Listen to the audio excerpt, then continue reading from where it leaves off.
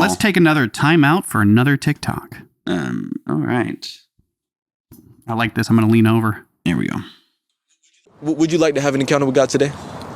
I'd rather not. I'd rather... You don't want me to pray for you to have an encounter with God? Nah, I'd rather not. I'd rather just live the rest of my life not knowing. Brother, that doesn't scare you, man? It does, but I think in the end, I'd have more peace of mind than if I knew. No, man, because look, if the Bible's true, and I say this in love, brother, if the Bible's true, you're on your way to hell, man. You know? And if the Bible's true, there's a way to get out of it. So I'm not just coming here saying, hey, bro, you're on the way to hell and you're going to hell no matter what. I'm saying, brother, you can have a way out. You can, like, Jesus already paid the fine, man. I understand. You know? I understand. That's a really good, great, fantastic clip.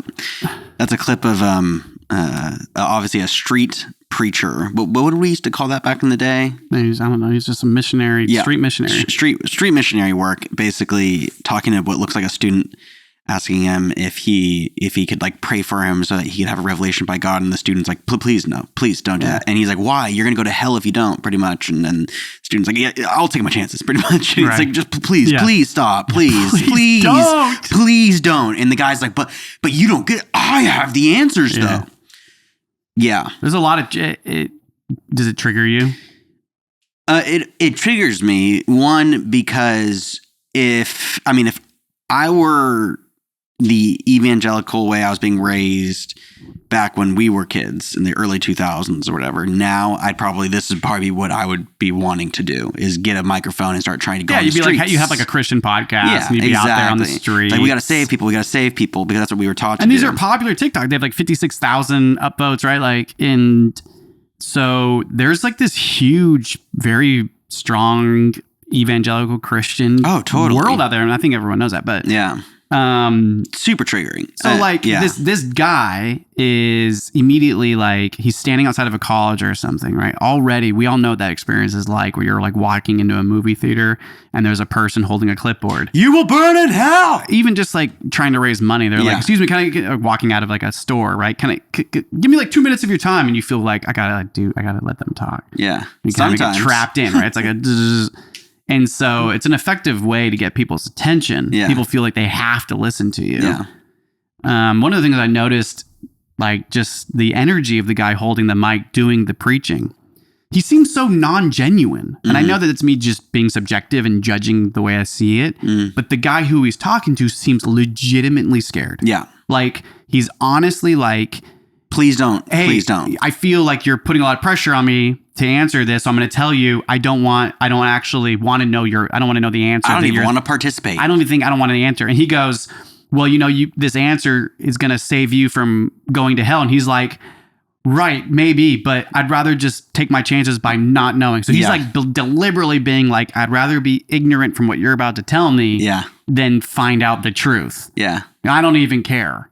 And the guy's like, you don't get it. So he's like, you're going to burn in hell if you don't listen to me. Yeah.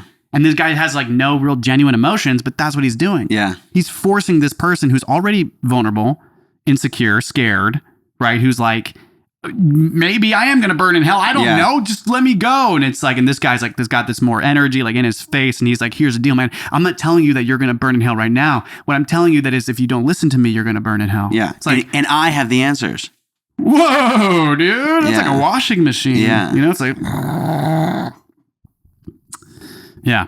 Huh. And out of all the, 9 billion people on this planet, that person seemed to have the answer. They all do, though, right? That's the thing about, it's like there's so much ego in him. So much ego. The other one's like, I'm scared. Just give me a moment to move on with my life. I'm on the way to world religions class right now. Yeah. It's like whatever it is. I don't even know. I mean, with all the trauma I've been through with religious trauma, I don't even know what I would say to a person if I was in that situation. It'd probably be the same thing. Please stop. All right, I'm going to flip the narrative here. Okay.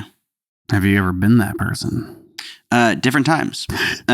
You weren't on camera. I was on a mic. Nothing with cameras and nothing with microphones. But I mean, I was forced to go on the streets of San Francisco in the Tenderloin and pray for homeless people. We've talked about it. It's such a popular thing now, right? To be like on camera with a mic preaching the gospel. Yeah. And to be like, the camera's on me right now. Look how strong I am as a Christian. Look how hard in the paint I'm going. Yeah.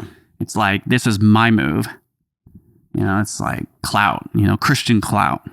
Yeah, if you're trying to get popular on TikTok with Christian just put yourself in dogma. a crazy situation like that. And maybe you'll get like 20,000 upvotes. I mean, you're probably egotistically looking for fame. People are like, you forced him to listen to it. You forced him to listen to the truth. Yeah. Upvote.